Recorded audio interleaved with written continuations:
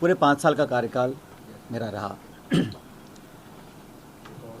इस कार्यकाल में सरकार वसुंधरा जी की थी और 163 के बहुमत के साथ एक मजबूत सरकार राजस्थान में बनी थी। उस सरकार का लगातार हम लोगों ने विरोध किया नीतियों के आधार पर, लेकिन सबसे प्रमुख प्रहार जो उसकी सरकार की विश्वसनीयता पर रहा वो वसुंधरा जी की सरकार में हुए भ्रष्टाचार पर था। हम लोगों ने लगातार एक जिम्मेदार विपक्ष की भूमिका निभाई और जो भ्रष्टाचार के प्रकरण सामने आए उसको हमने उजागर किया, जनता तक लेकर गए और मुझे लगा कि हमारी बात को कांग्रेस के कार्यकर्ताओं की, हम नेताओं की जो आवाज़ थी, जो बात थी, जो तथ्य थे, जो प्रमाण थे, उनको जनता ने स्वीकार किया। यही कारण था कि 5 साल की सरकार के बाद जब चुनाव हुए तो जनता ने हमारे बातों पर विश्वास किया और 163 से वो 70-71 पर आके रुक गए थे। इस पूरे कार्यकाल में जो आरोप लगे वसुंधरा जी की सरकार पर, वो आरोप हम सब लोगों ने मिलकर लगाए, कांग्रेस पार्टी के नेताओं ने, मैंने अध्यक्ष के नाते और तमाम सभी नेताओं ने। और हमने ये जनता से वादा किया था कि भाजपा के और वसुंधरा जी के कार्यकाल में जो करप्शन के इश्यूज़ सामने आए हैं उसका हम प्रभावशाली तरीके से, निष्पक्ष तरीके से जांच करवाएंगे और दोषियों को सजा देंगे। मैंने कभी भी प्रतिशोध की भावना के साथ या द्वेषपूर्ण भावना के साथ कार्रवाई करने पर ना कभी मैं पहले सहमत था, ना आज सहमत हूँ। लेकिन ये बात भी सच है कि विपक्ष में रहते हुए हमारी जो विश्वसनीयता थी वो तभी कायम रह सकती है जब हम अपनी बात पर खरा उतरें।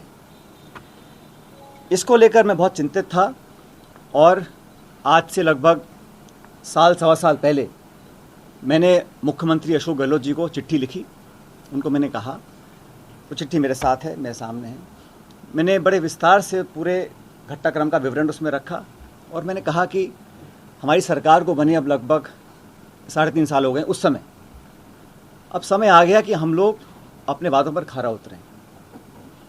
जो आरोप हमने लगाए थे, गहलोत जी ने लगाए, मैंने लगाए, भूमाफिया के, शराब माफिया के, खनन माफिया के, 9TP को लेकर, ललित मोदी को लेकर, खान माफिया को लेकर, खान का एक बड़ा घोटाला हुआ था, वो सारे पब्लिक डोमेन में है। मैंने उनसे आग्रह किया था कि 1.5 साल बचा है चुनाव में और हम लोगों को, कांग्रेस जनों को ये दिखाना पड़ेगा कि हमारी कथनी और करनी में फ़र्क नहीं है। मैंने तमाम जो हमारे स्टेटमेंट्स थे, जो हमने प्रतिक्रियाएं दी थी, जनसभाओं में, प्रेस वार्ता में जो आरोप लगाए थे, वो सब उनको मैंने दिए और उसकी कॉपी मैंने AICC में तमाम लीडरशिप्स को दी कि हम चाहते थे संज्ञान इसका लिया जाए।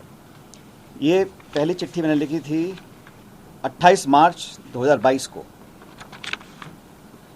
उसका मुझे जवाब नहीं मिला, तो फिर मैंने 2 नवंबर 2022 को एक और चिट्ठी लिखी। उसमें उनको बड़ा विनम्रता से आग्रह किया कि मैंने आपको पहले लिखा था, ये प्रकरण हुए, ये आरोप आपने लगाए, मैंने लगाए, पूरी कांग्रेस पार्टी ने लगाए और जनता ने हमारी बातों को विश्वास किया। तभी तो हम लोग जहां सिर्फ 21 सीटों पर रह गए थे 2018 के चुनाव में, 2013 के चुनाव में 21 से लेकर हम 100 तक पहुंचे, तो हमारी बात पर लोगों ने विश्वास किया था। चिट्ठी लिखी मैंने 2 नवंबर 2022 को, उसका भी जवाब मुझे मिला नहीं। और हम चाहते हैं कि जब जनता के भी जब सिर्फ 6 महीने का, 7 महीने का समय बचा है, तो हम लोग पब्लिक में जाएं, उससे पहले हम लोग कुछ कार्रवाई करें। आप जानते हैं कि भारत सरकार ED, CBI, इनकम टैक्स, तमाम एजेंसीज का दुरुपयोग कर रहा है और ये पूरा देश जानता है, इस बात को संपूर्ण विपक्ष बोलता है, हम लोग भी बोलते हैं कि एजेंसीज का दुरुपयोग किया जा रहा है भारत में। और 95% जो छापे, नोटिस, कार्रवाई हो रही है ED के माध्यम से, वो विपक्षी नेताओं के ऊपर हो रही है। इसको लेकर विपक्ष की तमाम पार्टियां न्यायालय तक भी गई हैं।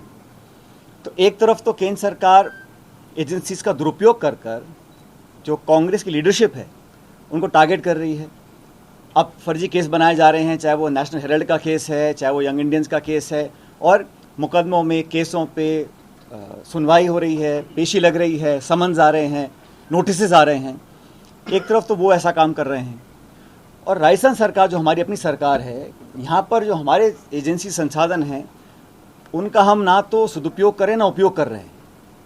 तो ये बड़ा विचित्र मामला था, इसको लेकर बहुत मैं चिंतित था। मैंने ये प्रकरण साल भर से ज़्यादा हो गया, तो आज मैं चाहता हूँ कि ये बात पब्लिक डोमेन में जाए, क्योंकि कांग्रेस कार्यकर्ताओं को लगना नहीं चाहिए, पब्लिक को लगना नहीं चाहिए कि हम लोग कहते कुछ है करते कुछ है। हमारे विरोधी इस भ्रम को फैलाने की भी कोशिश कर सकते हैं कि कहीं कोई मिलीभगत तो नहीं है, क्योंकि कांग्रेस के पिछले कार्यकाल में भी जब हमने 22,000 करोड़ का घोटाले का आरोप लगाया था, उस समय कांग्रेस सरकार ने भी एक माथुर आयोग का गठन किया था। लेकिन न्यायालय ने कहा कि जो गठन हुआ है आयोग का, वो प्रॉपर तरीके से नहीं किया गया, उसमें कोई लीगल कमियां रह गई थी और उसको खारिज कर दिया। तो ये भ्रम भी फैलाया जा सकता है विरोधियों के माध्यम से। हमारे विरोधी बोल सकते हैं कि भाई ये तो मिलीभगत यहाँ पर हो रही है।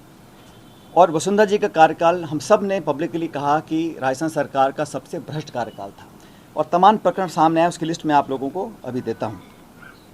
तो इस धारणा को तोड़ना, प्रभावी तरीके से तोड़ना कि कहीं ऊपरी मिलीभगत तो नहीं थी, बहुत ज़रूरी हो गया, क्योंकि चुनाव में अब सिर्फ 6-7 महीने का समय रह गया है। अभी चिट्ठियाँ मैंने लिखी हैं, इसका जवाब हमें मिला नहीं। और जैसा कि आप जानते हैं कि जब ये खान घोटाला हुआ था, मोदी कांड हुआ था, उस समय हम सब लोग, माननीय अशोक गहलोत जी, मैं, हम सब नेता जो कांग्रेस पार्टी के थे, हम गवर्नर के पास गए, राष्ट्रपति के पास गए, ज्ञापन दिया, सीएजी के पास गए, सीबीसी के पास गए और तमाम एजेंसीज को कहा इसकी जांच की जाए। तो आज जब 4.5 साल पूरे हो गए सरकार के, कांग्रेस सरकार के, तो भ्रष्टाचार, करप्शन के ऊपर जो हमारी एक नो टॉलरेंस पॉलिसी है करप्शन को लेकर, उसको और पुख्ता करने के लिए हम चाहते थे एक विस्तारित, पारदर्शी और प्रभावी कार्रवाई करी जानी चाहिए। अभी तक वो कार्रवाई करी नहीं गई है। और ये 2 चिट्ठियां हैं जो मैंने लिखी थी गहलोत जी को 2022 में, मार्च में और नवंबर के अंदर। इसकी कॉपी मैं आपको दूंगा।